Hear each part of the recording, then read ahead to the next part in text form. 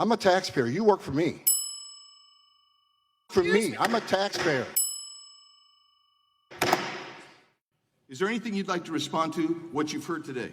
Yeah, I'd like to respond to Acting Chairman Jay Paul and your comment about the Trump administration moving money around for more detention beds. I'd like to remind you, under the Obama administration, we did that most of the years he was president. We moved money around. DHS is called reprogramming. We did that under the Obama administration. I don't remember any hearings on that. And also, I'd like to remind you that under the Obama administration, I mean, you're quick to point out that the cages were built under Obama administration. I was there. Family detention, we had 100 family beds under Obama administration. We built 3,000 more. So when there was a surge in FY14 and FY15 on the border, Congress was quick to give all the money we needed to build detention facilities, get transportation contracts. We reprogrammed money out of the majority of the years he was president. That was fine. Under Obama administration, FY12, we removed 409,000 people, half of what was removed last year. There was no hearings on that.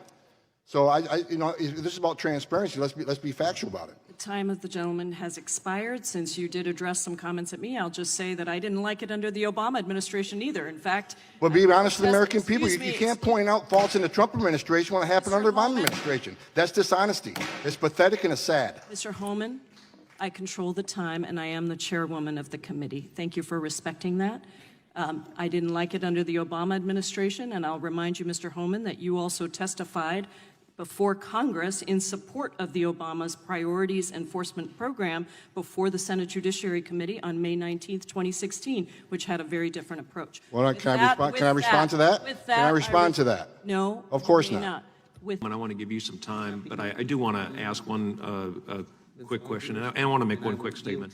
I find it very offensive that anybody would compare any federal employee, frankly, to someone who, the Gestapo or running Nazi concentration camps. That is very offensive. I have 15 seconds and I yield it to you. Thank you for saying that. I wish somebody in Democratic leadership would say that out loud. Look, you want to know why there's 50,000 people in detention? You want to know why we have 1 million illegal entries in the United States? You want to know why we have these issues? Because you have failed to secure the border. You have failed to work with this president to close the 3 loopholes we've asked for 2 years to close.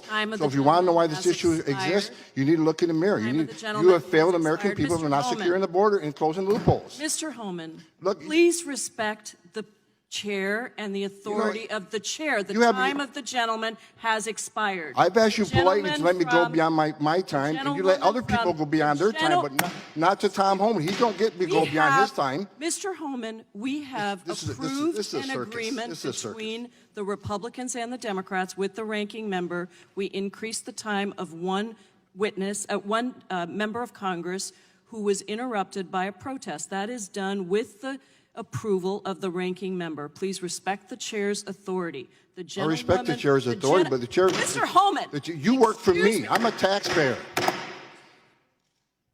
I'm a taxpayer. You work for me. The witness will suspend.